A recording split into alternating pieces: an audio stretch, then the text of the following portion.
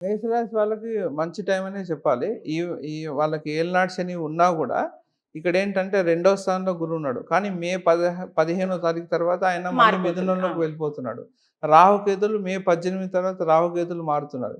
అయితే రాహు కుంభానికి ప్రవేశిస్తున్నాడు. కేతు వచ్చేసి మనకు సింహరాశిలో ప్రవేశిస్తున్నాడు. హ్మ్. ఇప్పుడు ఆల్రెడీ 29వ తారీఖు మనకు శని మారిపోతున్నాడు. ఉగాది ముందు రోజే శని మార్పు వచ్చేస్తున్నాడు. హ్మ్. కాబట్టి ఇప్పుడు వ్యయ స్థానంలో శని వస్తున్నాడు కాబట్టి ఖర్చులు బాగా పెరిగే అవకాశం అయితే ఉంది. అట్లాగే కొంచెం మేషరాశి వాళ్ళు ఈ టైంలో కొంచెం పీసినారితనం కూడా పెరుగుతుంది. హ్మ్. అంటే ఇప్పుడు శని ఎక్కువ ఖర్చు పెట్టనివాడు. కానీ అక్కడ గ్రహాలు ఎక్కువగా ఉన్నాయి కాబట్టి ఏందంటే అనవసరమైన ఖర్చులు బాగా పెరుగుతాయి. హ్మ్. కాబట్టి వీళ్ళు ఖర్చు పట్ల కొద్దిగా జాగ్రత్తగా ఉండాలి. కానీ గురువు రెండో స్థానంలో ఉన్నాడు కాబట్టి వాళ్ళకి ఇంట్లో శుభకార్యాలు జరగడం ఆల్రెడీ ఆల్మోస్ట్ ఆల్ ఇప్పుడు ఎండింగ్‌కొచ్చేసాడు. సో, మంచి ఎండ్ అనే చెప్పాలిప్పుడు. కాబట్టి మేషరాశి వాళ్ళకి ఒక పాజిటివ్ థింగే ఉంది. మెయిన్‌గా ఏందంటే లాభంలో రాహు వస్తున్నాడు. హ్మ్. ఇదే కొద్దిగా సూపర్. ఎందుకంటే రాహు బాగా ఆదాయం పెంచుతాడు. అవును. లేనిపోని ఆశలు క్రియేట్ చేస్తాడు. ఆదాయం పెంచిపిస్తాడు. అవును. శనిని బ్యాలెన్స్ చేస్తూ ఉంటాడు. బ్యాలెన్స్ చేస్తూ ఉంటాడు. కాబట్టి ఇక్కడ ఏమవుతుందంటే ఇంకోటేంటంటే బాగా పట్టు ఉన్న స్థలం రాహుకి. కుంభరాశి అనేది. అతను ఓన్ హౌస్ లాగా ఫీల్ అవుతూ ఉంటాడు. హ్మ్. శనివత్ రాహు, కుజవత్ కేతు అంటాం మనం. కాబట్టి ఇక్కడ రాహు బాగా బలంగా ఉన్న స్థలం అది. కాబట్టి ఇక్కడ చాలా బాగానే ఉంటుంది. మేషరాశి వాళ్ళకి లాభాలు బాగా పెరుగుతాయి. స్టమక్ అప్సెట్స్ ఇవన్నీ కూడా రావడానికి అవకాశం ఉంటుంది. కొంచెం అది చూసుకోవాలి వాళ్ళు. Gastric related issues, stomach upsets ఇవన్నీ కూడా రావడానికి అవకాశం ఉంటుంది. కాబట్టి అది కొంచెం జాగ్రత్త పడాలి. తిండి పట్ల ఆహారం జాగ్రత్తలు తీసుకోవాలనమాట మేషరాశి వాళ్ళు ముఖ్యంగా. హ్మ్. సో, అది వాళ్ళు మెయిన్. మరి ఓవరాల్‌గా మటుకు మేషరాశి వాళ్ళకి చాలా బాగుంది. ఇబ్బందికరంగా అయితే ఏం లేదు. మంచి పేరు ప్రఖ్యాతులు కూడా ఈ సంవత్సరం. ఎందుకంటే వాళ్ళకి పంచమాధిపతి మేషరాశి వాళ్ళకి రవి. హ్మ్. ఇప్పుడు నేను ఇంతకుముందు చెప్పాను మీకు రవి మనకి రాజుగా ఉన్నాడు కాబట్టి, హ్మ్. ఇప్పుడు ఫోకస్ అంతా సింహరాశి మీదే ఉంటుంది. ఎందుకంటే ఆయన ఓన్ రాశి. మళ్ళీ వాళ్ళ జన్మ జాతకంలో రవి ఎక్కడైతే ఉన్నాడో అక్కడే చేంజెస్ జరుగుతాయి మేషరాశి. ఇప్పుడు అందరికీ మేషరాశి వాళ్ళందరికీ కూడా రవి ఒకటే స్థానంలో ఉండాలని రూల్ ఏం లేదు గదా! హ్మ్. ఒక్కొక్క నెలలో పుట్టిన వాళ్ళకి ఒక్కొక్క స్థానంలో రవి ఉంటాడు. కాబట్టి వాళ్ళకి ఒకవేళ వాళ్ళకి పాజిటివ్ ప్లేస్‌లో ఉంటే చాలా పాజిటివ్ రిజల్ట్ ఇస్తాడు. నీచంలో ఉంటే మేషరాశి వాళ్ళకి వాళ్ళు కొద్దిగా జాగ్రత్తగా ఉండాలి. హ్మ్. వాళ్ళకి న్యాయ సంబంధమైన ఇబ్బందులు కలిగే అవకాశం అయితే ఉంటుంది. కాబట్టి వాళ్ళకి గట్టిగా ఫైన్‌లు పడడం ఇట్లాంటివన్నీ జరగడానికి అవకాశం ఉంటుంది. వాళ్ళు జాగ్రత్తగా ఉండాలి. మిగతా వాళ్ళంతా ఓకే ఉంటుంది. ఒకవేళ రవి వాళ్ళకి ఎఫెక్టెడ్‌గా ఉంటే జాతకంలో, ఇండివిడ్యువల్ జాతకాల్లో, వాళ్ళు ఈ సంవత్సరం గోధుమలు దానం చేయడం ఇట్లాంటివి చేస్తే దాని ఎఫెక్ట్ పోతుంది. హ్మ్. సో, అది చేసుకుంటే మేషరాశి వాళ్ళకి బాగానే ఉంది. ఇబ్బందయితే ఏం లేదు. ఒక్కటి వాళ్ళ జన్మ జాతకంలో ఒకవేళ రవి నీచంలో ఉన్న, అష్టమ స్థానంలో ఉన్న, 12వ స్థానంలో ఉన్న వీరు జాగ్రత్తగా ఉండాలి. మొత్తం మీద పరిహారాలంటే గోధుమలు దానం చేస్తే దానం సరిపోతుంది. చేయాలి. ఎండుమిర్చి దానం చేయొచ్చు. జామకాయలు అవి గూడా దానం చేయొచ్చు. మొత్తం రవికి సంబంధించిన పదార్థాలు దానం చేసుకోవచ్చు ఏవైనా సరే. ఆహార పదార్థాలు ఉన్నాయి మొత్తము. సరే గోధుమ పిండి దానం చేయడం బెటర్. అది చేస్తే అంటే ఇప్పుడు ఏమంటే ఈ సంవత్సరం వాళ్ళకి ఎక్కువ నెగెటివ్ రిజల్ట్స్ ఉండదు. గ్రహ జపం చేయాలన్నా లేకపోతే ఏ దేవతను ఆరాధించాలంటారు? ఈ ఇప్పుడు సంవత్సరం మెయిన్‌గా ఆహ్, ఆహ్, సూర్యుడే మెయిను. తర్వాత రాముడు. రాముడిని ఆరాధ్యంగా తీసుకోవచ్చు ఈ సంవత్సరం. ఎందుకంటే ఇప్పుడు ఆహ్, మనకి దశావతారాల్లో మనకి ప్రతి ఒక్క గ్రహానికి లింక్ చేసి పెట్టారు. ఇప్పుడు కృష్ణుడంటే చంద్రుడు. హ్మ్.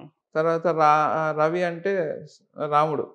రవికి రాముడిని రాముడిని పూజించాలి. పూజించాలి. అట్లా చేస్తే వాళ్ళకి ఈ సంవత్సరం రామాలయం గూడా చాలా అభివృద్ధులు చెందుతాయి. మీరు చెప్పారు కాబట్టి రామాలయాలు గూడా ఈ సంవత్సరం బాగా అభివృద్ధి చెందుతాయి. హ్మ్. అంటే మనకి భద్రాచలంలో రాముడు. సో, రామక్షేత్రాలన్నీ కూడా బాగా పేరుకి రావడం జరుగుతుంది. మనకి అయోధ్య గాని, హ్మ్.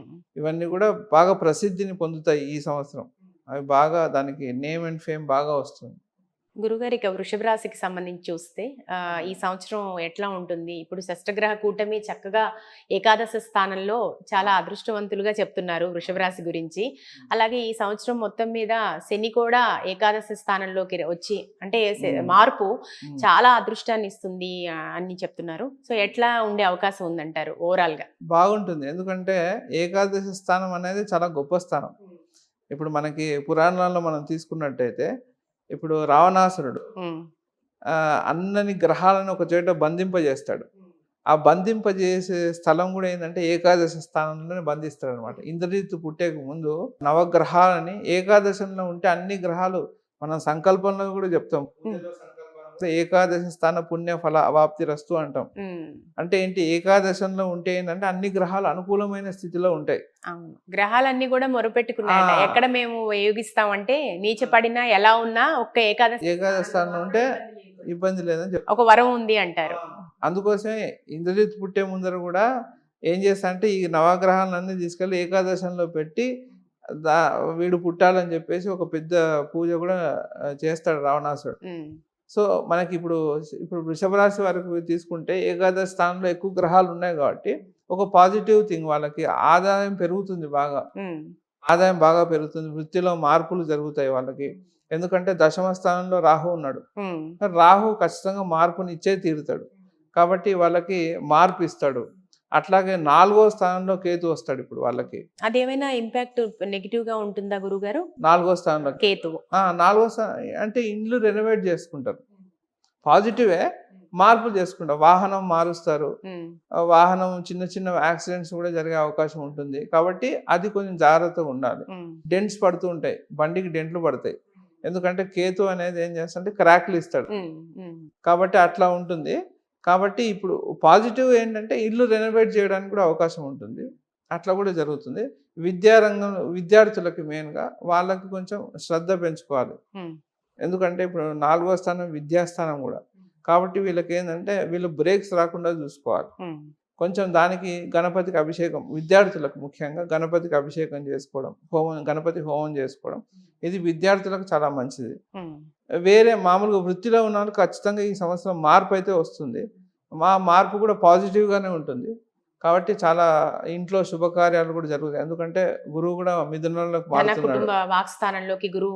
మారుతున్నాడు కాబట్టి అది కూడా ఒక రకం మంచి శుభ సూచననే చెప్పాలి. బాగుంది, వృషభ రాశి కూడా చాలా బాగుంది. అయితే ఒక కేతు ఆరాధన చేసుకోవడం, అలాగే గణపతి ఆరాధన చేసుకోవడం మంచిది అంటారు. చేసుకుంటే కేతు గ్రహ జపం చేసుకోవడం కానీ చేసుకోవచ్చు, జపం చేసుకోవచ్చు. ముఖ్యంగా ఇప్పుడు అగ్నిలో ఉన్నాడు కాబట్టి అగ్నిలో రాశిలో ప్రవేశిస్తున్నాడు కాబట్టి ఇక్కడ హవనం. ఇప్పుడు మనకు దాన్నే తత్వాలు అంటాం, మన రాశికి ఒక తత్వం ఉంటుంది, ఆ తత్వానికి సంబంధించి మనం చేయాలి పరిహారాలు. కాబట్టి అగ్నితత్వంలో ఏదైనా గ్రహం వెళ్ళినప్పుడు హోమాలే చేసుకోవాలి. ముఖ్యంగా జపం ఎప్పుడు వస్తుందంటే మీకు వాయుతత్వంలో వెళ్ళినప్పుడు గ్రహాలు ఇలా ఉంటుందా గురుగారు? అంటే తత్వాన్ని బట్టి మనం చేసే పరిహారం ఉంటుంది. అదే ఇప్పుడు ఏంటంటే ఇప్పుడు రాహు ఇప్పుడు ఎవరికైనా ఇప్పుడు గ్రహం ఇబ్బంది పెడుతుందంటే ఇప్పుడు ఉదాహరణకి ఒక గ్రహం ఒకరికి రాహు వచ్చి అంటే మామూలుగా రాహు అంటేనే పొగ, గాలి. అతను గాలి అంటే వాయుతత్వంలో ఉన్నప్పుడు బాగా రిజల్ట్ ఇస్తూ ఉంటాడు ఆ గ్రహం, ఎందుకంటే ఆయన తత్వానికి ఆయన సపోర్టివ్ ప్లేస్లో ఉన్నాడు కాబట్టి. ఇప్పుడు మీరు రవి అగ్ని, ఇప్పుడు ఆయన వెళ్ళి మీకు నీళ్ళల్లో వేస్తే ఇప్పుడు మండే అగ్నిగోళాన్ని తీసుకెళ్ళి నీళ్ళల్లో వేస్తే చల్లారిపోతుంది. కాబట్టి ఇట్లా ఇప్పుడు ఏమవుతుందంటే తత్వాలు పరిహారాలకు తత్వాలే యూజ్ చేయాలి. ఇప్పుడు కేతు తీవ్రమైన అగ్ని, ఆ తీవ్రమైన అగ్ని మళ్ళీ అగ్నిస్థానంలోనే పడుతున్నాడు కాబట్టి ఇప్పుడు కడుపులో ఉండేది మనకి జఠరాగ్ని కాబట్టి ఇక్కడ ఇంబ్యాలెన్స్ ఏర్పరుస్తాడు. కాబట్టి ఈ బ్యాలెన్స్ ఏర్పరచడానికి ఏంటంటే ఫస్ట్ మన అగ్నిని మొదటిగా చేసుకొని దాని తర్వాత తర్పణాలు అవన్నీ చేసుకోవాలి. అంటే ఆ తీవ్రాగ్నిని ఒక సమపాలనలో పెట్టడానికి మన హవిస్సు హోమాన్ని చేసి దాన్ని కొంచెం శాంతింపజేసి తర్వాత దానికి తర్పణం కూడా వదిలిపెట్టాలి. ఇప్పుడు మనకు అందే జపము, తర్పణము, హోమం, ఈ 3 చేస్తారు మీకు నక్షత్ర శాంతికి. ఈ విధంగా వృషభ రాశి వారు చేసుకుంటే మంచి 4th హౌస్ రిలేటెడ్ గా ఏ ప్రాబ్లమ్స్ రాకుండా ఉంటాయి. బాగుంటుంది.